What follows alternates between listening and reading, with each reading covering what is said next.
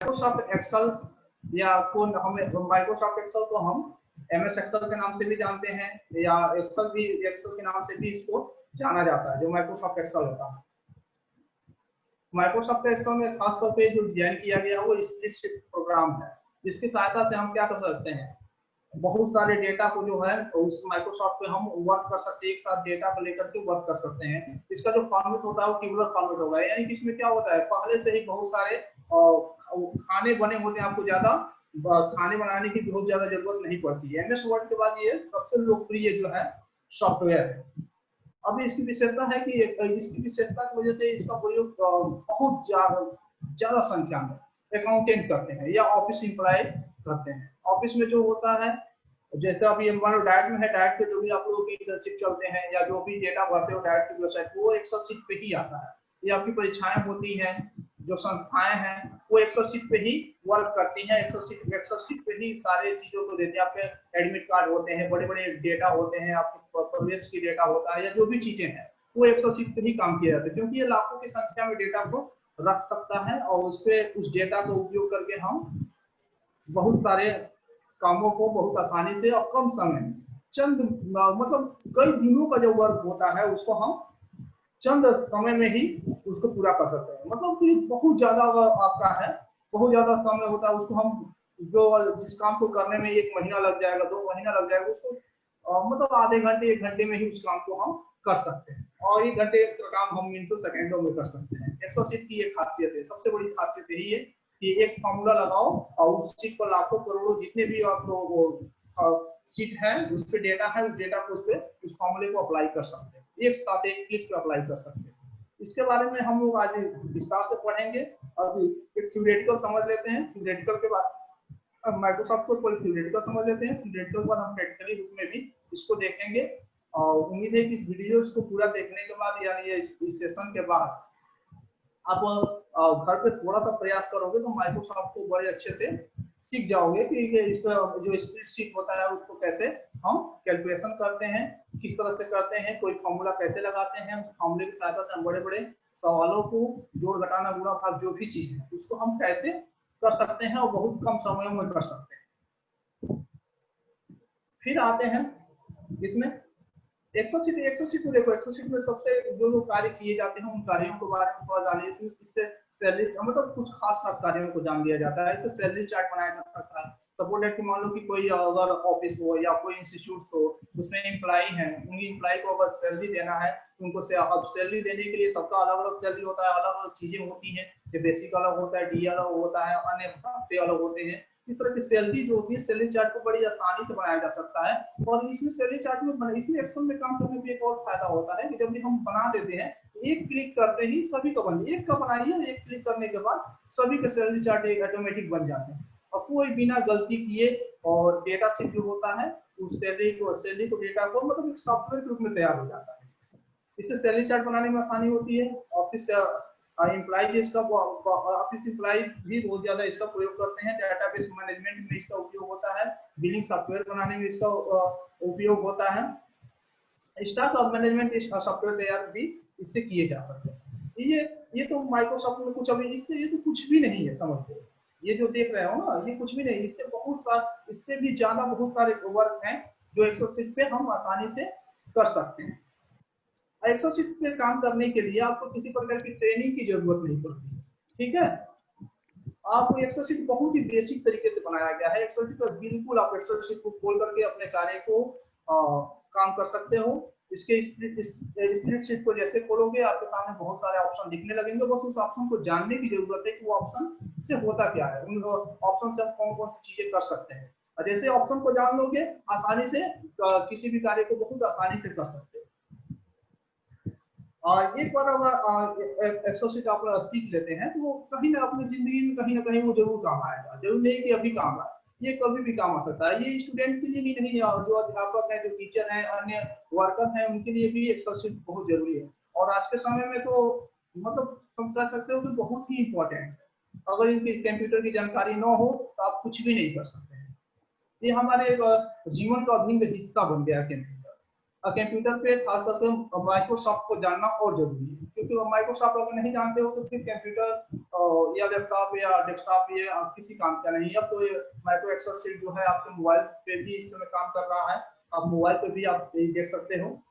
इसकी कुछ विशेषताएं के बारे में बात की गई है, एक्सेल शीट की क्या विशेषताएं होती हैं, विशेषताओं को हम देख सकते हैं। इसमें क्या होता है कि मैं अभी पिछली बार बताया मेरा कुछ मिनट पहले कि इसमें ऑटोमेटिक टेबल बने हुए होते हैं, इसमें टेबल बनाने की जरूरत नहीं पड़ती है। अगर टेबल जो है इसमें ऑलरेडी बहुत सारे टेबल बने होते हैं, रो और कॉलम होते हैं और बहुत सारे टेबल इसमें बने होते हैं। टेबल को बस ओपन करना है और डाटा एंट्री आपको शुरू कर देना। जो भी डेटा भरना है आप डेटा को आसानी से भर सकते हैं और शुरू कर सकते हैं। एक्सेल में जो फॉर्मूले होते हैं वो आसानी से आप लगा सकते हैं।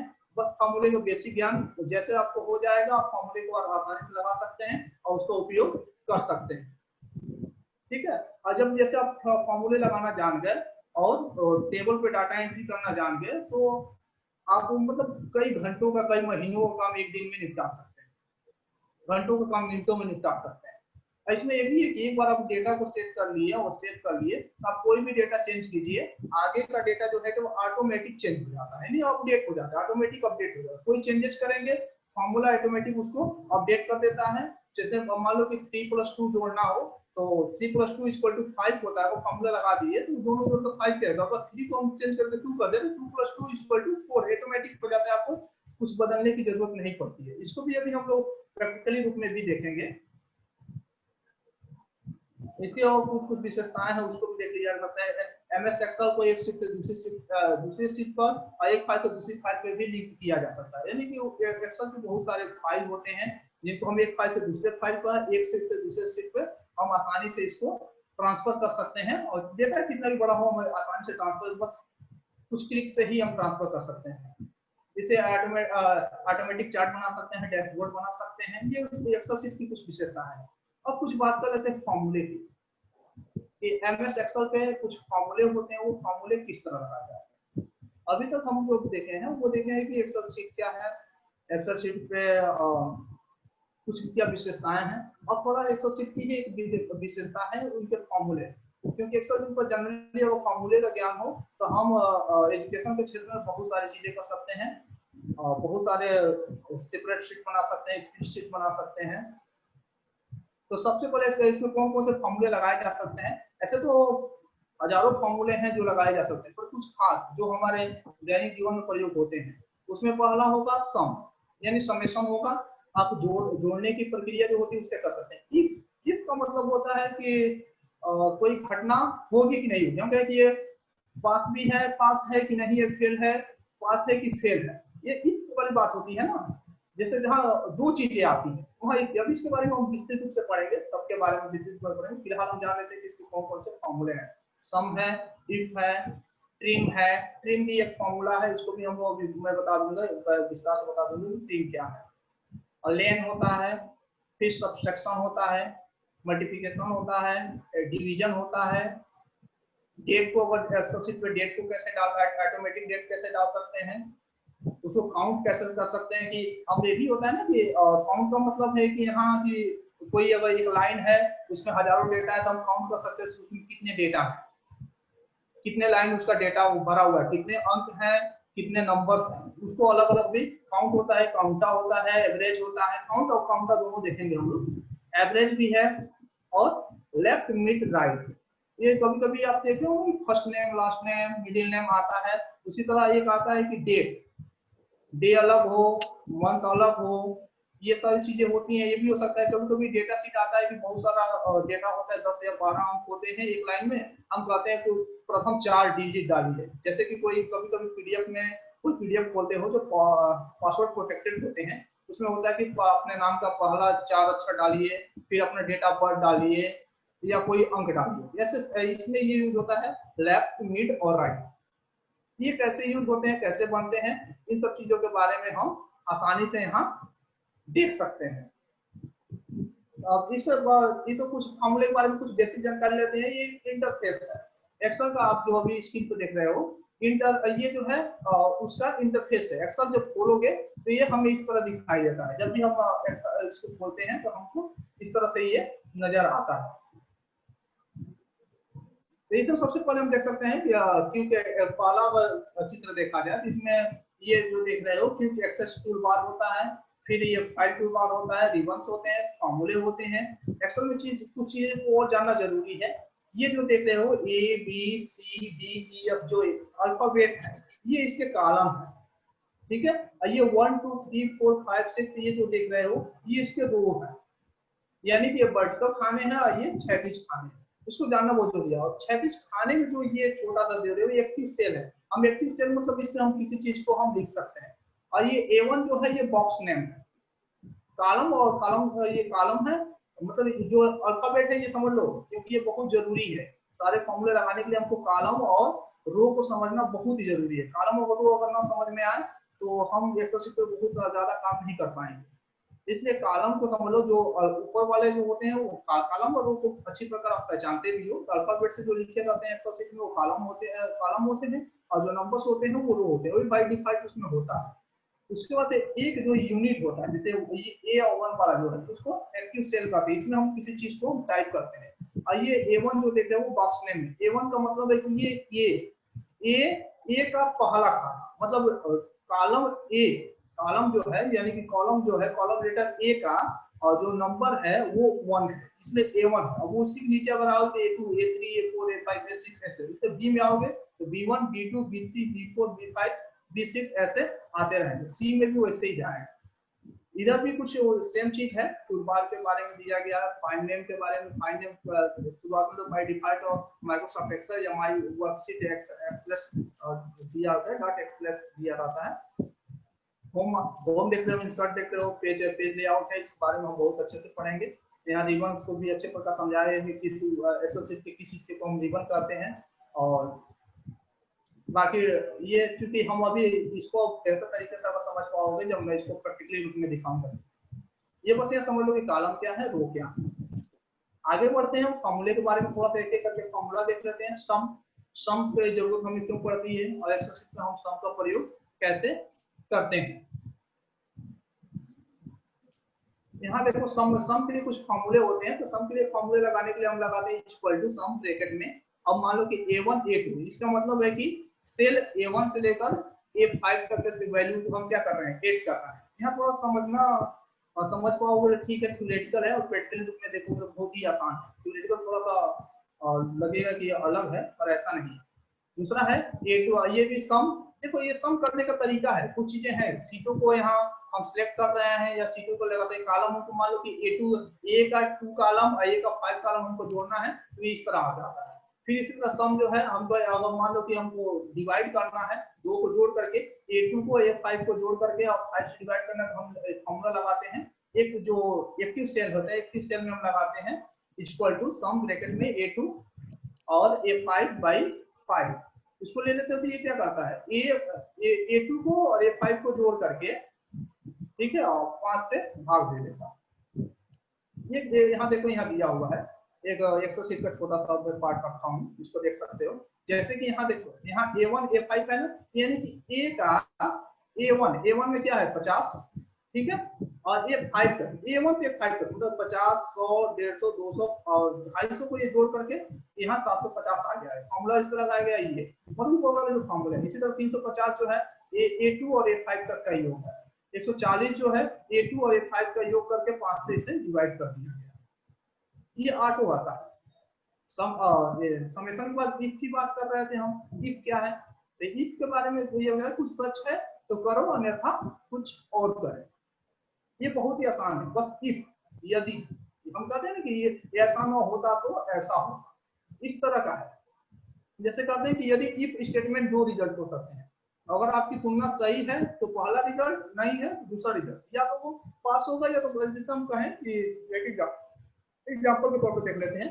एक स्टूडेंट जो है, यदि एक स्टूडेंट को 35 ऊपर मार्क है तो वो पास है, और 35 से नीचे मार्क है तो वो फेल है। सपोज दैट कि हम किसी विषय में हम टेस्ट लिए, हिंदी का टेस्ट लिए, कंप्यूटर का टेस्ट लिए, कंप्यूटर में हम फिक्स कर लिए कि 35 से ऊपर पाओगे तो पास रहोगे, 35 से नीचे पाओगे तो फेल हो जाओगे। इस संबंध में अगर लगाना हो, और बहुत सारे स्टूडेंट हैं और उनके रिजल्ट है, हमको ये देखना कि कौन पास है कौन फेल है, तो हम एक एक करके देखेंगे तो काफी समय लग जाता है, कई दिनों तक लग जाएंगे अगर 1000 स्टूडेंट होंगे।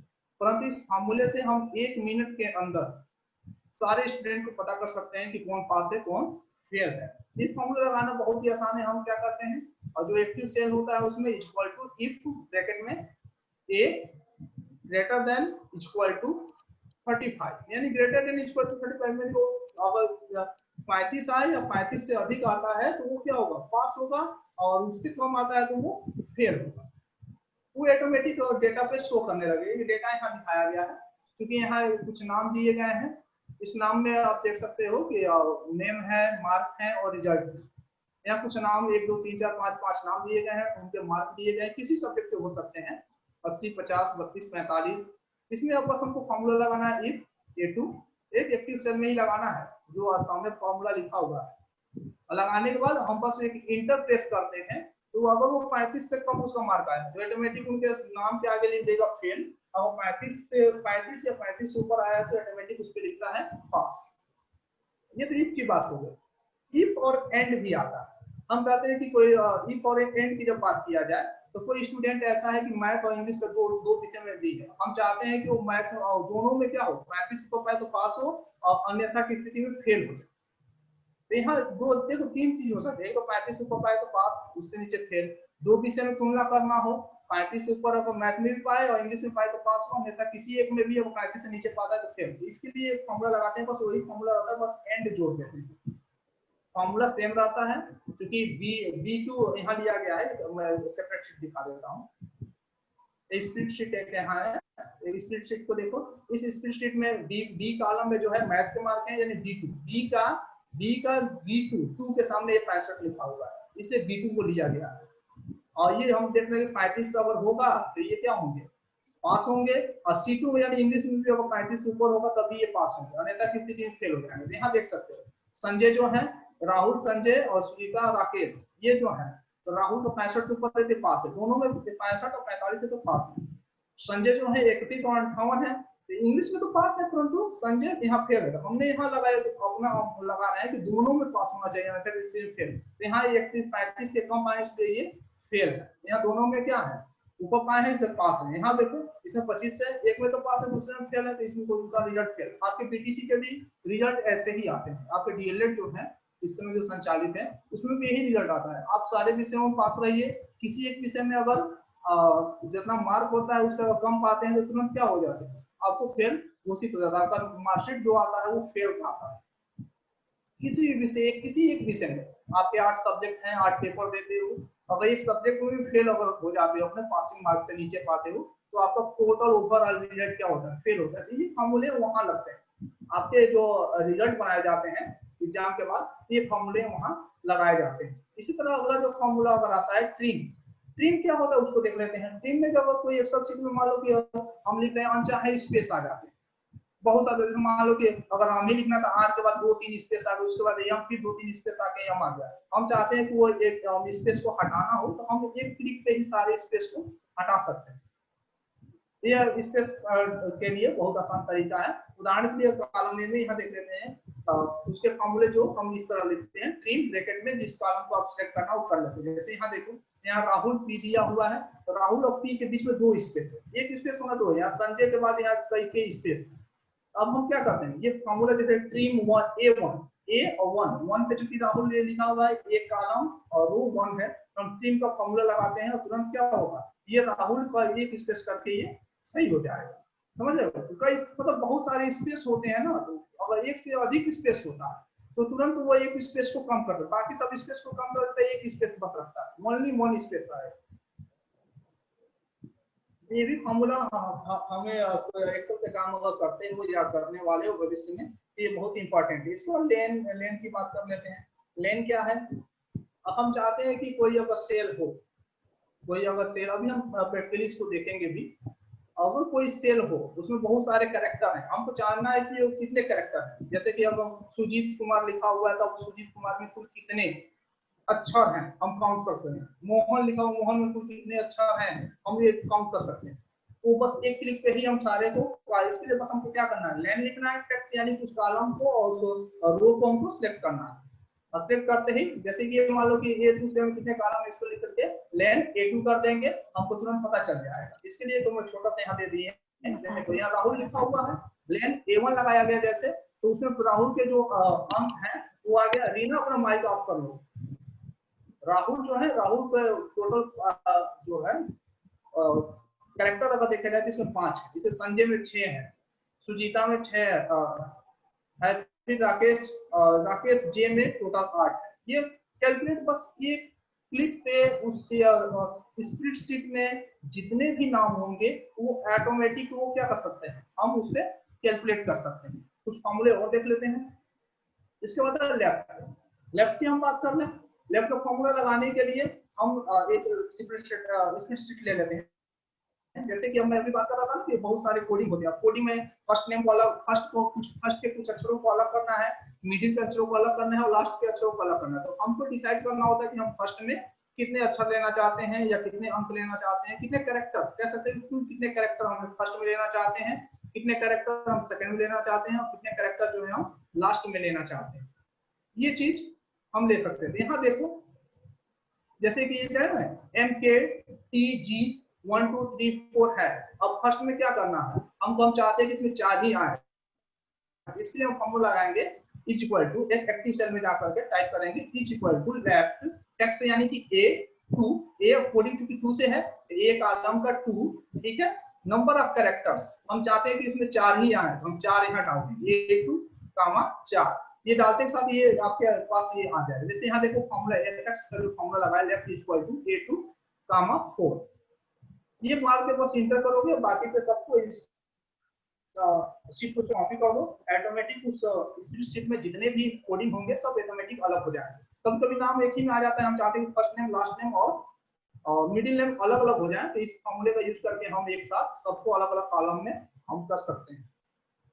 तो ये तो लेफ्ट था।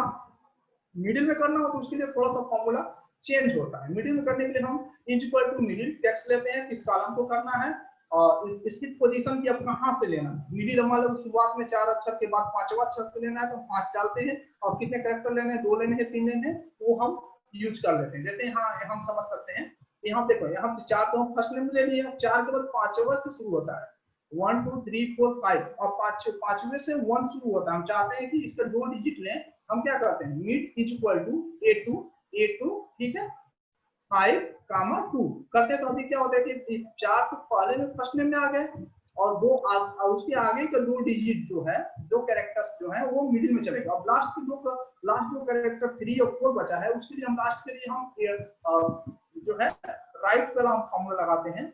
ये राइट फॉर्मूला जो होगा उसके लिए भी बहुत आसान है।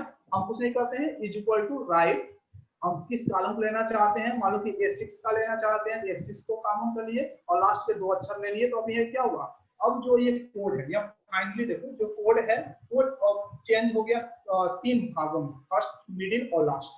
ये भी अब जो डेटा पर काम करते हैं उनके लिए बहुत इंपॉर्टेंट है। कभी कभी डेटा क्या होता है कि एक ही मिल के आ जाता है, हम चाहते हैं कि उस डेटा को हम क्या करें, अलग कर लें।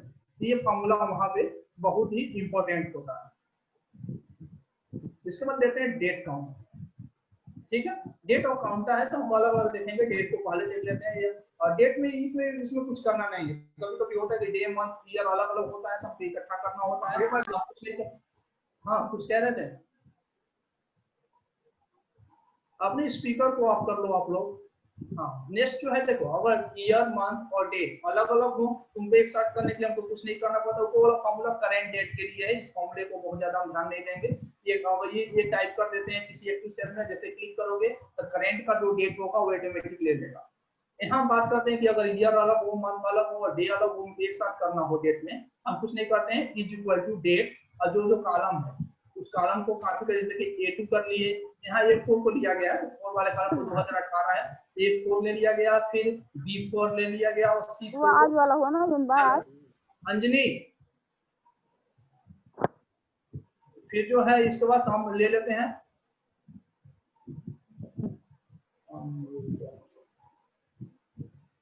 हाँ ठीक है। अब यहाँ जो है इस फॉर्मूले का हम उपयोग करके हम डे ईयर मंथ को एक साथ हम ले सकते हैं। इसको भी प्रैक्टिकली भी हम देख लेंगे। अभी मैं सबको म्यूट कर दिया हूँ। डेट को अगर है, अब हम देखना चाहते हैं कि कोई काउंटर की बात की, यहाँ डेट, सॉरी यहाँ डेट नहीं होगा, काउंट होना चाहिए। काउंट का फॉर्मूला लगाना चाहते हैं तो हम कहाँ से, हम देखना चाहते हैं कि एक कॉलम में कुल कितने कितने जो है, जैसे स्प्रेड शीट देख लो, एक कॉलम है ए में जो है 7 यहाँ दिए गए हैं, और जो आपके कॉलम में 7 रो हैं। इस 7 रो में कुछ रो ऐसे हैं जो अंक हैं और कुछ रो ऐसे हैं जो अक्षर दिए गए हैं। हम चाहते हैं कि अंकों वालों को अगर एक साथ काउंट करना चाहते हैं तो अंक को काउंट करने के लिए हम क्या लिखेंगे काउंट, और यह सिलेक्ट कर लेंगे कहां से कहां तक, A1 से लेकर के A तक। हम ऊपर से A संबंधित A अगर टाइप कर देंगे और एंटर मारेंगे तो हमको ये काउंट हो जाएगा कि इसमें अंक कितने हैं। जैसे यहाँ पे 5 देखो, 1 2 3 4 5, तो ये फॉर्मूला लगाते हो तो 5 आ जाते हैं कितने अंक हैं। और नॉन एम्प्टी सेल, यानी कि उस कॉलम में खाली स्थान को छोड़कर कुल कितने हैं, इसको हम करके हम नॉन एम्प्टी सेल को ले सकते हैं। स्मिता सिंह,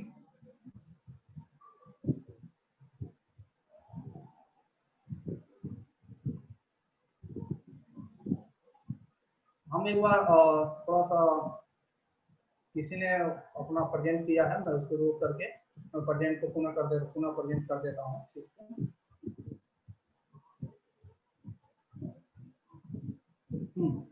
आगे बढ़ते हैं। तो इसके बाद से अब इसके आगे हम बढ़ करके हम यहाँ देख लेंगे कि किस तरह से हम उपयोग करते हैं। अब ये तो अभी थ्योरेटिकल बात होगी, हम अभी बात करते हैं थ्योरेटिकल में। अब थोड़ा प्रैक्टिकली देख लेते हैं कि प्रैक्टिकल रूप में इसका प्रयोग हम कैसे कर पाएंगे या कैसे किस तरह होता है। प्रैक्टिकल रूप में देखने के लिए मैं अपने स्क्रीन को शेयर कर रहा हूँ, एक एक्सेल शीट को ही शेयर कर रहा हूँ, क्योंकि आप एक्सेल शीट पे जाइएगा, अपने डेस्कटॉप पे जाएंगे, आप लैपटॉप या डेस्कटॉप या मोबाइल पे यूज करते हैं, उसमें भी आप ये फॉर्मूले लगा सकते हैं। केवल आपको आपके मोबाइल में जो है माइक्रोसॉफ्ट एक्सेल होना जरूरी है। अब हम ये जो फॉर्मूले हैं और बहुत सारे फॉर्मूले जो छूटे हुए हैं उनको भी हम एक एक करके उन फॉर्मूलों को कैसे यूज करते हैं इसको हम लोग देख लेते हैं। मैं यहाँ एक अपना स्प्रेडशीट में जो पहले से ही मैं बना कर रखा हूँ उसको मैं शेयर कर देता हूँ। आप एक्सेल पे जाओगे, एक्सेल खोल लोगे, एक्सेल खोलोगे तो एक्सेल पे कुछ इस तरह की सीटें दिखाई देती हैं। जब भी आप एक्सेल पे जाओगे तो एक्सेल पे जाने पर देखो इस तरह की सीट जो होती है आपको दिखाई देगी। इस सीट पे हमको वर्क करना है तो हम देखेंगे जब शुरुआत में हम इस सीट को किसी सीट को खोलते हैं तो हमको इस तरह का इंटरफेस जो दिखाई देता है। आपके ये कॉलम बहुत ऑलरेडी बने होते हैं। यहाँ आपका मेनू बार है, फाइल है, होम है, टेक्स्ट है, इंसर्ट है। हम जैसे हम वर्ड पे अभी कल देखे थे सेम वैसे ही इंटरफेस इसका भी होता है, परंतु इसमें ऑलरेडी कॉलम होते हैं। अब शीट 1, शीट 2, शीट 3 यहाँ मैं कुछ अपना ऑलरेडी मैं बना कर रखा हूँ ताकि समय का बचत हो, और कुछ चीजों को मैं यहाँ रख लिया हूँ। यहाँ आप जब नया शीट खोलोगे, शीट खोलोगे तो वहाँ शीट 1, शीट 2 और शीट 3 बाय डिफॉल्ट खुलते हैं। जब भी नया खोलते हैं, मैं नया खोल के भी दिखा सकता हूँ, उसको वो नहीं है। तो यहाँ मान लो हो गया, हमको करना है एडिशन। एडिशन के लिए हम कुछ डेटा ले लेते हैं। मेरे पास सपोर्ट है कि मैं यहाँ कुछ डेटा लिया हूँ, ये डेटा यहाँ पड़ा हुआ है। इसके बाद इसको जानने से पहले हम कुछ चीजों को और जान लें। ये देखो, ये आपके जो है ये जो मैं सेलेक्ट कर रहा हूँ, ये सारे जो है आपके कॉलम, ये जितना देते हो ना ये सारा आपका कॉलम है। इसको कॉलम कहते हैं। बहुत और लाखों की संख्या में आपके कॉलम होते हैं और लाखों की संख्या में आपके रो होते हैं। ये सारे रो, ये सारे चीजें जो है ये आप देख रहे हैं, ये सब रो। इसमें मैं बाय डिफॉल्ट कुछ चीजों पर रखा हूँ, जैसे सीरियल नंबर है, कुछ सब्जेक्ट के अंक दिए गए हैं। आप चाहते हैं कि ये टोटल हो जाए। टोटल होने के लिए आपको कुछ नहीं करना है, आपको एक फॉर्मूला अपने कीबोर्ड पे जाना है। कीबोर्ड पे जाने के बाद आपको इक्वल टू लगाना है। इक्वल टू लगाने के बाद आपको लिखना है सम, SUM, सम लिखना है। फिर आप ब्रैकेट लगाएंगे। ब्रैकेट में लगाने के बाद आपको यहाँ से और यहाँ तक, मान लो हिंदी जोड़ना तो हिंदी हो गया, ठीक है। उसके बाद मान लो इंग्लिश जोड़ना तो इंग्लिश को ले लोगे, हिंदी हो गया, फिर गामा लगाओगे। इंग्लिश जोड़ सकते हो फिर गामा लगाओगे। सेम इंग्लिश को जोड़ करके हम ब्रैकेट को बंद कर देंगे और इंटर को प्रेस कर देंगे। जैसे इंटर प्रेस किए तो हिंदी, इंग्लिश, अंग्रेजी का टोटल यहाँ आ गया। एक तरीका तो ये है जो आप देख रहे हो कि हम सम लिखते हैं और सम लिखने के बाद हम जिस कॉलम को जोड़ना होता है उस कॉलम को सिलेक्ट करते हैं, कामा लगाते हैं, कॉलम सिलेक्ट करते हैं, कामा लगाते हैं और ब्रैकेट बंद करके इंटर को प्रेस करते हैं। जैसे ही ये ऑटोमेटिक जो है ये सेव हो जाता है। दूसरी बात, अगर थोड़ा सा मैं इसको बोल्ड बोल्ड करना तो देखो एक चीज और इसमें होता है कि अगर एक या तो एक कर्सर के माध्यम से एक एक चीजों को सिलेक्ट कर सकते हो, या ओवरऑल स्क्रीन को सिलेक्ट करना है तो आप कॉर्नर पे जाकर के यहाँ जैसे ही क्लिक करते हो ये पूरा सेपरेट शीट और एक साथ सिलेक्ट हो जाता है। मैं चाहता हूँ थोड़ा सा बोल्ड हो जाए, आप लोगों को दिखाई दे, तो मैं डी को क्लिक कर लेता हूँ। यहाँ से आप साइज को बढ़ा सकते हैं, वो आपके ऊपर है कितना साइज बढ़ाना है, कैसे बढ़ाना है। कलर वर्क करना चाहते हैं तो आप यहाँ से जाकर उसी तरह जिस तरह हम कल हम देखे थे वर्कशीट में MS वर्ड में, तो उसमें भी देख सकते हो, इसमें भी वही चीज है। हम यहाँ भी अपने हिसाब से इसको चेंज कर सकते हैं। यहाँ पे पूरे सीट को हम चाहें तो अपने अलग अलग कलर में बदल सकते हैं, जैसा सीट चाहोगे उस तरह के कलर से आप सीट को बदल सकते हो। इसमें वो नहीं है, ये आपके ऊपर है कि आप किस तरह के फंक्शन यूज करते हैं। हम यहाँ समेशन के बारे में देख रहे थे। समेशन का तरीका एक हो गया। एक तरीका ये है कि आप क्या करो, सभी सीटों को जो है एक साथ यहाँ, और सॉरी यहाँ हमको हिंदी में मार्क्स सीरियल नंबर है, हमको यहाँ सिलेक्ट कर, उसके आगे एक कॉलम और सिलेक्ट कर लो और ऑप्शन पे जाने के बाद ये ऊपर जब जाओगे तो यहाँ ऑटो सम ऑप्शन आता है। ये ऑटो सम इसको सिलेक्ट करने के बाद हम ऑटो सम पे जैसे क्लिक करते हैं ऑटोमेटिक ये क्या होता है, फॉर्मूला आ जाता है और आप इसको जोड़ सकते हैं। एक तरीका तो ये हो गया। दूसरा तरीका ये देखो, दो तरह से जोड़ हो गया। एक तो हम ये सम करके लिख देते हैं, एक होता है कि हम सबको जोड़ देते हैं। एक और इतना प्लस ये सीट प्लस ये सीट आप कर दोगे तो हम बार बार तो उसको जोड़ेंगे नहीं। तो इंटरनेट की कुछ समस्या आ रही है, मैं थोड़ा सा उसको सही कर दूं।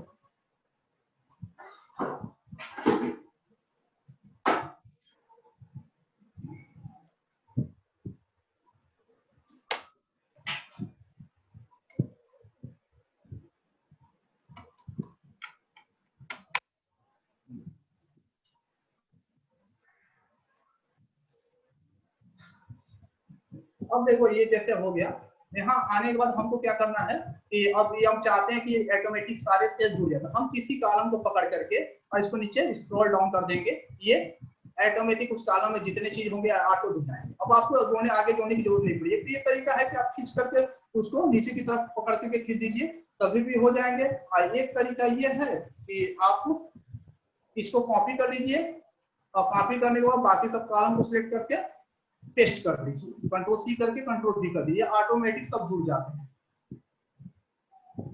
अब सब्ट्रैक्शन इसी तरह दे दिया गया। मान लो कि ये सब्ट्रैक्शन की बात किया जाए, सब्ट्रैक्शन मान लो हिंदी और अंग्रेजी के हम चाहते हैं कि हिंदी और अंग्रेजी में दोनों तुलना करने, तो वही फॉर्मूला होता है, इक्वल टू लगाते हैं। हमको किसमें से किसको घटाना ये ध्यान रखना। मान लो कि हिंदी के अंक में से इंग्लिश के अंक को घटाना है, तो इंग्लिश हिंदी के अंक को लेकर के फिर हम माइनस लगाते हैं और इंग्लिश के अंक को लगा करके हम इंटर मारते हैं।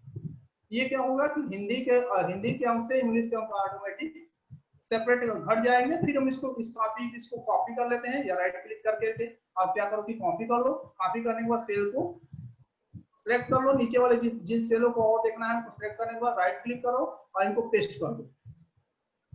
ठीक है, जैसे इस पे यहाँ पर मैं कंट्रोल V कर देता हूँ।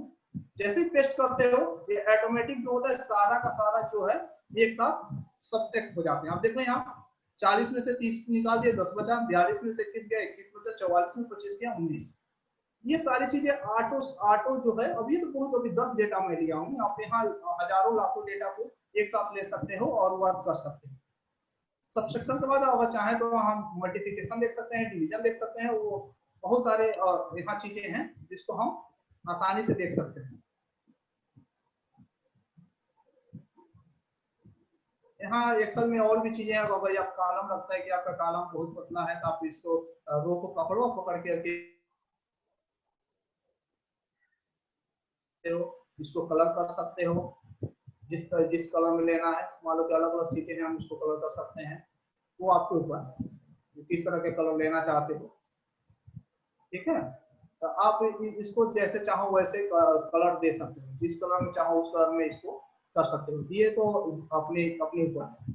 अब बात करते हैं यहाँ हम डिवीजन की बात करते हैं। तो अगर हमको मान लो कि अब हमको 40 में 30 से भाग देना है या 30 में सब्जेक्ट के मार्क्स से भाग देना है। इससे भाग देना हमको कुछ नहीं करना, हमको इक्वल टू लगाना है, जिसमें भाग देना है उसको सिलेक्ट करते हैं और बाई लगाते हैं, और जिससे भाग देना उसको करके हम इंटर प्रेस कर देते हैं। अब 30 में 10 से भाग दीजिए 3 आया, ठीक है। अब इसको पकड़ के नीचे खींच दो या कॉपी करके पेस्ट कर दो। अब यहाँ एक चीज और देखो, यहाँ एक प्रॉब्लम आपको समझ में आ रही होगी कि कुछ हम जब भी भाग दे रहे हैं तो एक चीज आ रहा है, प्रॉब्लम ये आ रहा है कि यहाँ भाग देने के बाद कुछ चीजें हैं दशमलव में आ रहे हैं। अब दशमलव के कितने स्थान तक चाहिए उसके लिए आप जाते हैं यहाँ इंटरप्रेट जो जनरल दिया हुआ है, आप यहाँ जाकर के ये जो कॉलम देख रहे हो एरो की तरह, यहाँ मेरे एरो जब मैं दिखा रहा हूँ, यहाँ से आप इसको कम कर सकते हो। आप क्या करो कि इस वैल्यू को कम करना है, जहां पर कम करना है वैल्यू सेलेक्ट कर लो, और सेलेक्ट करने के बाद आप यहाँ से इसको दशमलव के या राउंड फिगर में भी ले सकते हो, या दशमलव बढ़ाना तो कितने अंक तक लेना है, और यहाँ बगल के एरो से लेफ्ट एरो और राइट एरो से आप यहाँ बढ़ा भी सकते हो और यहाँ से घटा भी सकते हो। एक चीज तो ये हो गया, दशमलव को 2 अंकों तक जनरली हम लेते हैं, दशमलव सारी सीट के साथ क्लिक करके दशमलव के 2 अंकों तक हम यहाँ कर लेंगे। ये हमारा जो है, इसको भी हम चाहे तो दशमलव के 2 अंकों तक कर सकते हैं। ये मल्टीप्लिकेशन और डिवीजन की बात है, मल्टीप्लिकेशन की। अब चूंकि थोड़ा कॉलम मैं चाहता हूँ कि ये कॉलम जो है बीच में आ जाए, तो हम यहाँ करके और यहाँ से देखो तो जिस तरह वर्ड में काम कर रहे थे उसी तरह एक्सेल में भी वो काम होता है। मल्टीप्लिकेशन में हमको मान लो कि पूरा करना है कि डी और ई के कॉलम को आपस में गुणा करना है। हम क्या करेंगे, इक्वल टू लगाएंगे, डी के साथ किसी एक को हम सिलेक्ट कर लेंगे, फिर इनटू लगाएंगे, इनटू लगा करके दूसरे जिससे हमको गुणा करना करके फिर इंटर कर देते हैं, वो ऑटोमेटिक अब 40 और 30 यानी 1200 ऑटोमेटिक आ गया। फिर इसको हम कॉपी कर लेते हैं, और कॉपी करके बाकी जितने भी रो हैं उस पे हम पेस्ट कर देते हैं, ऑटोमेटिक सारे गुणा हो गया, जितने भी कॉलम थे सब पे गुणा ये हो गया। इस तरह से हम क्या कर सकते हैं, गुणा को आसानी से कर सकते हैं। लेन की बात है, लेन को थोड़ा समझ लेते हैं। लेन में हम पहले ही आपको बताया था, अभी थ्योरेटिकल में मैं बताया था कि आप इसमें देखना है कि कितने अक्षर हैं। हम यहाँ फार्मूला टाइप करते हैं इक्वल टू लेन, और हमको A4 लेना है, एक कॉलम का चौथे पे नाम है, हम यहाँ क्लिक कर लेते हैं, ये आ गया। इसी तरह मान लो कि यहाँ है, अभी ये यहाँ क्या किया गया, कुछ किया नहीं गया, इक्वल टू लेन लिखने के बाद इसको बस प्रेस कर दिया गया, आ गया। हम लोग इसको एक हम नया करके देख लेते हैं। हम यहाँ इक्वल टू लिखेंगे, लेन लिखेंगे, ठीक है, ब्रैकेट में हम इस कॉलम को इसको जोड़ना है, इसको लेकर के ब्रैकेट बंद कर देंगे, इंटर कर देंगे। अब इसमें अब राजकुमार में कुल 9 कैरेक्टर्स हैं, ये ऑटोमेटिक आ गया। इसको कॉपी करेंगे, सब पे पेस्ट कर दोगे, सब में काउंट हो गया ऑटोमेटिक कितने कैरेक्टर्स हैं। ये लेन का काम है। काउंटा की बात कर लें, काउंटा पे हम पहले भी देखे थे, काउंटा का जो फॉर्मूला है, जनरली ये फॉर्मूला है काउंटा का जो फॉर्मूला है, ये काउंटा काउंट का ये फॉर्मूला है, ये काउंटा भी देख लेंगे हम लोग।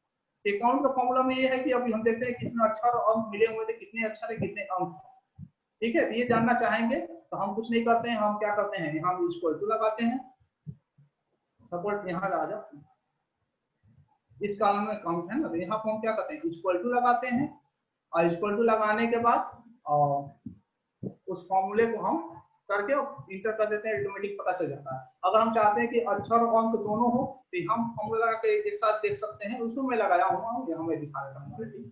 काउंटा हम लिखते हैं, काउंटा और A to A, मतलब यहाँ से यहाँ तक जितना है बस लिखने के बाद ऑटोमेटिक जैसे इंटर मारोगे ये पता चल जाता है कि यहाँ से लेकर ये मतलब सेल पे, इस सेल पे, ये कॉलम में नॉन इम्पटी सेल को लेकर कुल 12 जो है ऐसे कैरेक्टर्स हैं जो इसमें फील्ड है। ये भी कहीं कहीं काम आ जाता है जब काउंट करने के लिए। ट्रिम की बात किया जाए तो ट्रिम में है, मान लो कि स्पेस है बहुत ज्यादा, जैसे राजकुमार में स्पेस है, हम क्या करेंगे, इक्वल टू लगाएंगे, ठीक है, ट्रिम लिखेंगे, ट्रिम लिखने के बाद हम ब्रैकेट लगाएंगे, और ब्रैकेट लगाने इस कॉलम को लेना है, इस कॉलम को सिलेक्ट करेंगे, ब्रैकेट बंद करेंगे और एंटर मारेंगे। अब राजकुमार देखो इतना स्पेस था, अब स्पेस कम हो गया। इसी तरह हम इनको कॉपी कर लेंगे, बहुत ज्यादा, ये देखो एक फॉर्मूला एक्सेल शीट में एक फॉर्मूला लगाया जाता है, बाकी सभी में ऑटोमेटिक फॉर्मूले काम करते हैं। और जैसे इसको पेस्ट कर दोगे, यहाँ कॉपी करने के बाद यहाँ आप जैसे पेस्ट कर दोगे, ये सारा ऑटोमेटिक जो इधर उधर फैला हुआ है, स्पेस बहुत ज्यादा है, वो ओनली सिंगल स्पेस पे आकर के रुक जाएंगे। ये बहुत ही इंपॉर्टेंट एक चीज है, और वो तो मैथमेटिक्स के बाद अगर डेटाबेस पर काम कर रहे हो ये चीजें बहुत जरूरी है। और यहाँ लेफ्ट और ये देख लिया जाए। अब यहाँ मैं हम लिया हूँ डायरेक्ट, आपके जैसे रोल नंबर शुरू होते हैं जनरली डायरेक्ट के जो बच्चे हैं डीएलएड के, उनके रोल नंबर इसी तरह शुरू होते हैं। और यहाँ हम कोडिंग एक करनी है डायरेक्ट 530001। अब मैं चाहता हूँ कि ये अलग अलग हो जाए, डायरेक्ट अलग हो जाए, 30000 अलग हो जाए, 01 लास्ट के 2 डिजिट अलग हो जाए। इसके लिए फॉर्मूला यहाँ जो है आपके लगाए गए हैं, लिखा गया है इक्वल टू लेफ्ट ब्रैकेट में। अब A3 क्या है, यानी ए का तीसरा कॉलम कर दिया गया। मुझे 4 को डायरेक्ट को अलग चाहिए, हम 4 कैरेक्टर लिख करके इंटर कैसे करते हैं, डायरेक्ट अलग हो जाता है। मिडिल में आते हैं तो मिडिल में हम क्या करते हैं, वो इक्वल टू मिड लिखते हैं, ब्रैकेट में A3 को सेलेक्ट करते हैं, कामा लगाते हैं, क्योंकि उसे 5वें से स्टार्ट हो रहा है तो 5 नंबर देते हैं। और कितने हमको अंक चाहिए, तो उसके आगे हमको 4 अंक चाहिए, तो 4 अंक हम क्लिक करके जैसे इंटर करते हैं हमको आगे का 4 डिजिट जो है 5300 वो आ जाता है। और लास्ट में राइट हम लिखते हैं इक्वल टू राइट लिखते हैं, A3 को सेलेक्ट करते हैं, अंतिम को 2 अक्षर चाहिए, 2 अंक को हम क्लिक कर देते हैं, ये आ गया। अब हम चाहते हैं कि सब अलग हो जाए तो हम तीनों को एक साथ कॉपी कर लेंगे। कॉपी करने के बाद हम यहाँ सिलेक्ट कर लेंगे और सारे कॉलम जहां हमको सिलेक्ट करके और इसमें हम क्या करेंगे, पेस्ट कर देंगे। अब क्या हुआ ऑटोमेटिक, देखो ये सारी चीजें हैं 3 भागों में बट गए। तो ये भी क्या है, ये भी एक तरीका है जिससे हम बहुत सारा डेटा जो अलग होता है उसको सेपरेट कर सकते हैं, लेफ्ट मिडिल और राइट, यानी फर्स्ट नेम लास्ट नेम और मिडिल नेम के हिसाब से भी हम इसको कर सकते हैं। इफ को पढ़े थे, इफ में इफ वाले में देख लो, इफ वाले में हिंदी और अंग्रेजी है, दोनों है। हम चाहते हैं कि ये पास हो कि फेल हो, दोनों का मैं रिजल्ट यहाँ अलग अलग दिया हूँ। ये कुछ बच्चे जो है इनका नाम है और ये हुए मार्क पाए होंगे, 10 बच्चों का यहाँ नाम है, 10 बच्चों का हिंदी और इंग्लिश में कुछ मार्क दिया गया। हम चाहते हैं कि वो 35 से ऊपर पाए तो पास हो जाए और 35 से नीचे पाए तो वो फेल हो जाए। इसके लिए फॉर्मूला मैं पहले ही बताया था। आप इफ प्रेस करोगे इक्वल टू इफ, अब हम D4 को लेते हैं क्योंकि चौथे का, तो D4 को जैसे सिलेक्ट करते हो D4 आ जाता है, ग्रेटर देन या इक्वल टू 35, यानी 35 के बराबर होंगे या उससे अधिक होंगे तो ये पास होंगे और उससे कम होंगे तो ये फेल हो जाएंगे। आगे कामा, डबल इन्वर्टेड कामा में पास, डबल इन्वर्टेड कामा बंद, कामा, फिर double inverted comma fail, double inverted comma बंद, और ब्रैकेट को बंद करके जैसे इंटर प्रेस करते हैं तो ये अब 35 पाया होगा तो पास है। यहाँ देखो उसी तरह से फॉर्मूला लगाया गया है। अब हम चाह रहे थे कि वो 35 से एक तो ये हो गया, इससे देखो कॉपी करो, मैं उसको बता देता हूँ। कॉपी कर दो या इसको पकड़ करके नीचे की तरफ जैसे ही स्क्रॉल कर दोगे तो अब यहाँ देखो सभी 35 से ऊपर ही पाए हैं, कोई 35 से नीचे नहीं पाया है, इसलिए ये पास है। हम ये एक में वो भी कहा था कि डेटा जब बदलते हैं तो वो ऑटोमेटिक ये सेपरेट शीट जो होता है ले लेते हैं। जैसे यहाँ 35 हम नीचे इनको नंबर देते हैं, 30 नंबर दे देते हैं, मनीष को 30 नंबर जैसे देते हैं तो यहाँ पे ऑटोमेटिक ये फेल हो जाएंगे। देखो यहाँ जैसे मैं 30 किया इस कॉलम में, जैसे मैं 30 किया यहाँ ऑटोमेटिक ये क्या हो बदल गया। इसी तरह मान लो कि इस कॉलम को मैं चेंज कर रहा हूँ, इस कॉलम में 54 है, मैं यहाँ 23 कर देता हूँ। 23 जैसे ही करता हूँ और आगे बढ़ता हूँ कि ये ऑटोमेटिक यहाँ फेल हो जाते हैं क्योंकि ये 35 से क्या है नीचे पा गया। अब यही नंबर मान लो 35 हम 36 कर देते हैं, 30 और 36 कर देते हैं तो ये फेल जो है ये ऑटोमेटिक बदल के पास में आ जाएंगे। तो ये ऑटोमेटिक डेटा हम लाखों डेटा पोस्ट हमने एक साथ अप्लाई करके इस तरह देख सकते हैं। अब यहाँ है कि अब वो हिंदी और इंग्लिश दोनों में अगर 30 से ऊपर होंगे तो पास होंगे, 30 से कम होंगे तो फेल होंगे। हम ये फॉर्मूला थोड़ा सा देख ले यहाँ पे। तो उसके लिए हम क्या करते हैं इक्वल टू इफ एंड, और बाकी सब वही फॉर्मूला रहता है जो पहले वाला, बस कॉलम हमको चूंकि तुलना पहले वाले में एक कॉलम से कर रहे थे, इसमें दोनों कॉलम देते हैं, यानी कि E4 हो गया और E4 greater than equal to 35 और E4 ग्रेटर देन 35 करके अब जैसे इसको प्रेस करते हो यहाँ पे देखो, यहाँ पे 35 जो है 35 में तो हिंदी में पास है, परंतु अंग्रेजी में क्या है ये जो लड़का है यहाँ देख रहे हो, ध्यान दो यहाँ एक 35 है।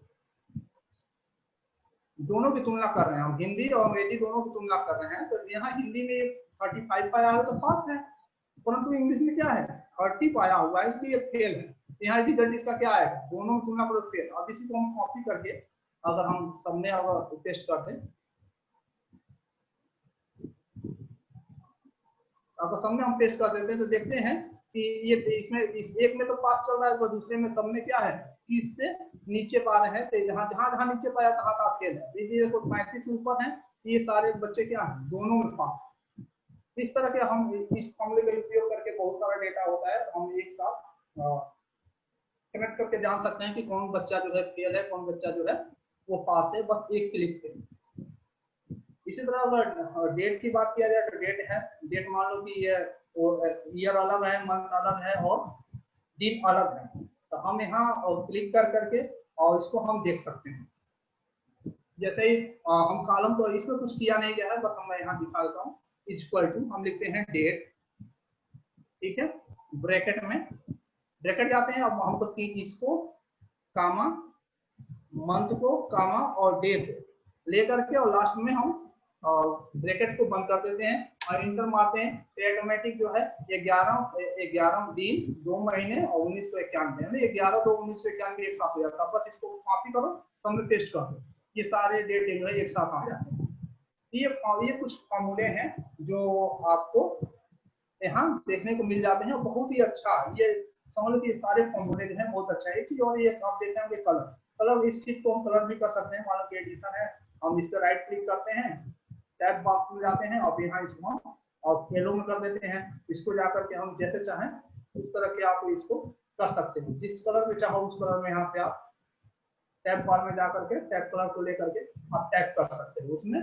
ये सिर्फ चीजें हैं। एक चीज तो ये हो गई। दूसरा चीज में इंसर्ट करने के बहुत सारे ऑप्शन हैं, इसमें भी आप अब ये सोच रहे होंगे कि अब ये कॉलम क्यों है, ये कॉलम नहीं, इसको आप इसको करने के लिए बहुत ही आसान है। मान लो कि हाँ मैं कोई कॉलम बढ़ाना चाहता हूँ, आप यहाँ चले जाओ और यहाँ आने के बाद आप यहाँ से जाकर के इसके बॉक्स को आप बना सकते हो, आगे के बॉक्स को बना सकते हो, किसी कॉलम को यहाँ कॉपी कर सकते हो। रो हाइट कभी कभी जनरली 15 होता है, तो आप सबको सिलेक्ट करके राइट क्लिक करके रो हाइट पे जाकर के आप इसको 30 या 35 कर सकते हो। ये आप रो हाइट को आसानी से बढ़ा सकते हो, इसमें वो नहीं। तो उम्मीद है कि आज काफी चीजें सीखे होंगे। अगर किसी को कुछ प्रॉब्लम हो रहा हो अभी तो आप क्वेश्चंस कर सकते हो, चैट बॉक्स में भी आप दे सकते हो।